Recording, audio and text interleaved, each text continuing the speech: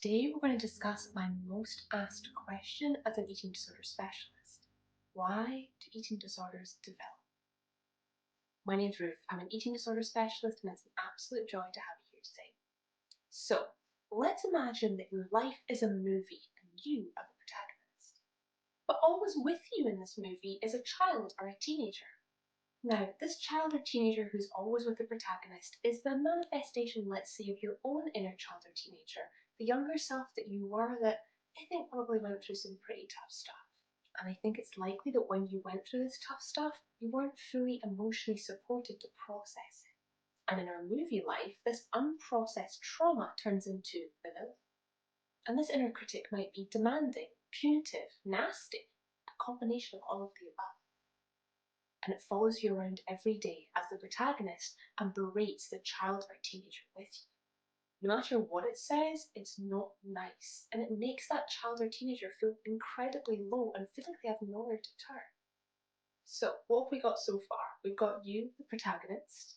We have the child or the teenager with the protagonist, which is the representation or manifestation of your younger self and their traumas. And we have the villain of the piece, all that unprocessed, unsupported trauma manifesting into a villain. And of course, all good villains need a superhero to vanquish them. And this superhero is our eating disorder. And though it's trying to support us and help us stay away from the villain, actually, its coping modes end up harming us more by accident, unintentionally. Your eating disorder isn't really the bad guy, it's just not very helpful.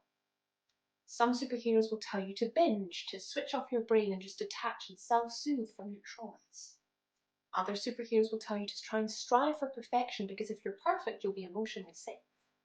Some superheroes tell you to punish yourself because then you'll be good enough and the villain won't bother you anymore. But regardless of what your superhero tells you to do, that eating disorder behaviour is only a temporary emotional reprieve from your villain, the inner critic. So our eating disorders are basically just a protective coping strategy to help us deal with unprocessed trauma that we were not supported with.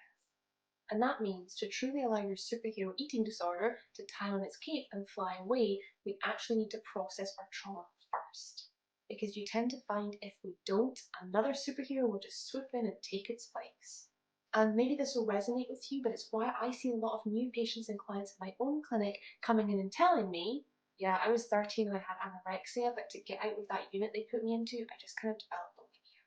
Or perhaps you might resonate with, I alternate between binge eating disorder and bulimia depending on the situation, the time of year, or even who I'm around. No matter what your eating disorder superhero is, you can recover from it. Recovery is possible. But to do so, I would encourage you to find a registered and accredited professional who's trauma-informed to help you work through this stage of your journey. If you're watching this thinking about recovery, or even a little bit into your recovery, I'm so proud of wherever you are. Remember, recovery takes time, relapses are normal, and they just show us what more we need to work on.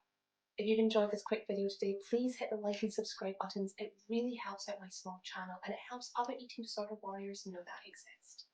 Until next time, be kind to yourself.